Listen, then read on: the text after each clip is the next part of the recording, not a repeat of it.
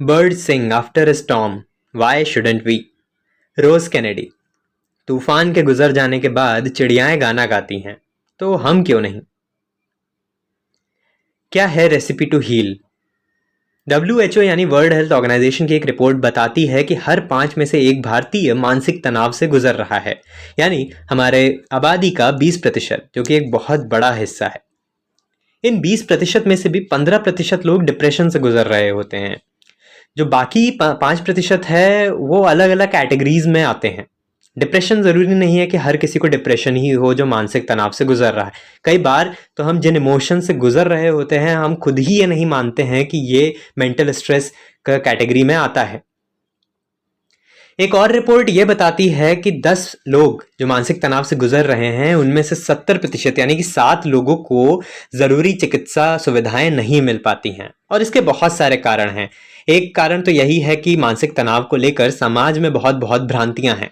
आपके दोस्त आप पे हंसेंगे, आपको ऐसा लगेगा, या समाज आपको अलग निगाहों से देखेगा। एक कारण है कि वक्त पर सही स्टेज पे सही सुविधा का ना मिलना और देर होना। एक कारण पैसे का है। बहुत सारे लोग पैसों की वजह से भी मेडिकल और मेंटल हेल्थ एक्सपर्ट्स तक नहीं पहुंच पाते हैं। एक और कारण जो हम बहुत आम तौर पे देखते हैं कि लोकल लैंग्वेज में, स्थानीय भाषा में ट्रेंड मेंटल हेल्थ एक्सपर्ट्स की बहुत बहुत ज़्यादा कमी होना। अब ये कौन कर सकते हैं, कौन से लोग ये जो रेसिपी टू हील का पूरा प्लेलिस्ट है इसको देख सकते हैं और इसमें प्रतिभाग कर सकते हैं, पार्टिसिपेट कर सकते हैं इस यात्रा में?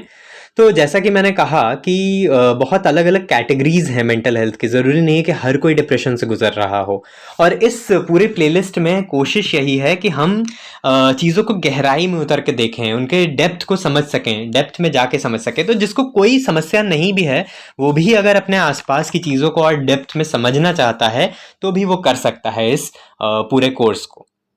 ये प्लेलिस्ट मैंने कैसे तैयार की? तो मेरे खुद के जो अनुभव रहे हैं, और मेरे बहुत सारे ऐसे दोस्त जिनसे मैंने बात की, उनसे समझने की कोशिश की। कोई खुद से ठीक हो गया, कोई साइकोलॉजिस्ट के पास गया, किसी को साइकेट्रिस्ट के पास भी जाना पड़ा। तो उनसे बात करके इस प्लेलिस्ट को तैयार किया गया है, और उन्हीं से बात करके ये समझ में आया कि जब भी हम मानसिक तनाव से गुजरते हैं तो उसकी 3 स्टेजेस होती हैं, उसके ठीक होने की 3 स्टेजेस होती हैं। एक, जब वो खुद से ठीक हो सकता है। दूसरा, जब हमको साइकोलॉजिस्ट की ज़रूरत पड़ेगी, मनोवैज्ञानिक की ज़रूरत पड़ेगी। और तीसरा, जब हमें साइकेट्रिस्ट यानी मनोचिकित्सक की ज़रूरत पड़ेगी। और बहुत सारे लोगों को तो ये भी नहीं पता होता कि हमें कब साइकोलॉजिस्ट के पास जाना होगा और कब साइकेट्रिस्ट के पास जाना होगा, या ये दोनों क्या अलग अलग काम करते हैं। तो ये सारी बातें हम इसी प्लेलिस्ट के अंदर करेंगे। एक आग्रह है कि अगर आप डिप्रेशन के इस स्टेज में हैं जहां आपको सुसाइडल थॉट्स आते हैं, या आपको अपने इमोशंस या एक्शंस पे कंट्रोल नहीं होता है और मरने के ख्याल आते हैं, तो आप तुरंत मनोचिकित्सक की सलाह लें, साइकेट्रिस्ट के पास जाएं। ये प्लेलिस्ट शायद उस अवस्था में आपकी मदद बहुत ज़्यादा नहीं कर पाएगी। हाँ, अगर आप पहली अवस्था में हैं जहाँ पे आप खुद से बात करके, संवाद करके ठीक हो सकते हैं, या फिर मनोवैज्ञानिक तक भी आप उस स्टेज में हैं, तो भी शायद ये प्लेलिस्ट आपकी मदद कर पाए, तो भी आप हील हो पाएँ। आखिरी में बस मैं आपसे यही कहना चाहूँगा कि मेंटल स्ट्रेस के बहुत छोटे छोटे कारण भी हो सकते हैं। ज़रूरी नहीं कि हमें कोई बहुत बड़ा गहरा सदमा ही लगा हो। एग्ज़ाम की टेंशन की वजह से हो सकता है।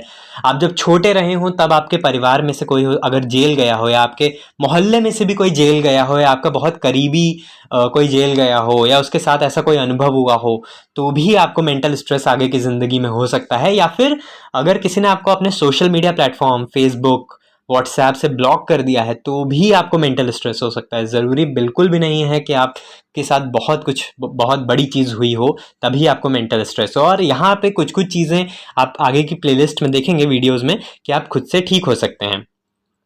अंत में मैं बस यही कहना चाहूँगा, जो तुम हो वो मैं था, जो मैं हूँ वो तुम हो सकते हो। जो तुम हो वो मैं था, जो मैं हूँ वो तुम हो सकते हो।